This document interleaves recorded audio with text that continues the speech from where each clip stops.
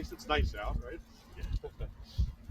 Tom Dempsey with News Nation. I was hoping you could talk about the impact of the government shutdown now being over and the effort to get federal workers paid. Well, our Council of Economic Advisors said that it cost about $15 billion a week, and it accumulates to maybe 1.5% of GDP when you account for multiplier effects. And their current estimate is that 60,000 Americans, not government workers, have lost their jobs because of the reduced economic output.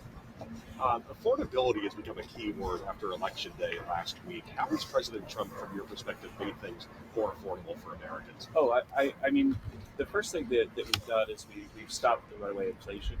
And the second thing we've done is we pushed policies that have caused incomes to grow a lot. But we understand that people understand as they look at their pocketbooks and go to the grocery store that there's still work to do. The way I summarize all the stats we look at is that real purchasing power for a typical worker dropped $3,400 under President Biden and has gone up $1,200 so far today. But Americans rightly are frustrated that they're still $2,000 short. And that's something that we're going to fix, and we're going to fix it right away. Kevin, Swiss negotiators were coming to D.C. last night to talk to the White House about a trade deal. Do you expect there'll be an agreement there? I wasn't participating in that conversation last night, so I've not been read in yet. On the economic impact of the shutdown, you mentioned that it will impact the GDP, quarterly GDP number. How, what magnitude? Oh yeah, it's about 1 to 1.5%. I think that at the beginning of the quarter, we were expecting a 3 to 4% GDP number in the fourth quarter, which would be consistent with the numbers over the last 2 quarters. And so now you're looking at something about half of that. How realistic are these $2,000 tariff checks that the president wants to send to all Americans? Is that actually going to happen? Well, it's something that will require legislation.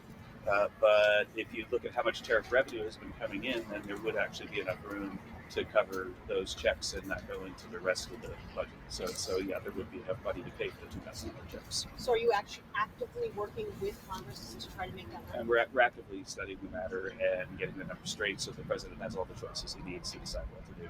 You talked about the impact on when can furloughed employees expect to get paid back?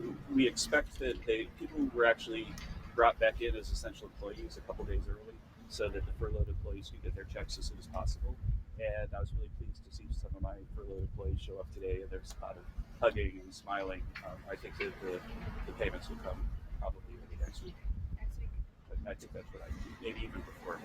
There really has been an aggressive effort to get people to get their checks as soon as possible. Can you talk about the lack of economic data this month? How much is that going to impact you going forward, especially as you're talking about that issue of affordability?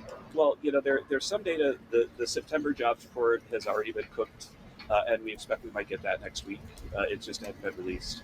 The October employment report for the payroll side will be able to be calculated, but the household survey wasn't completed. So we'll get sort of half the jobs report.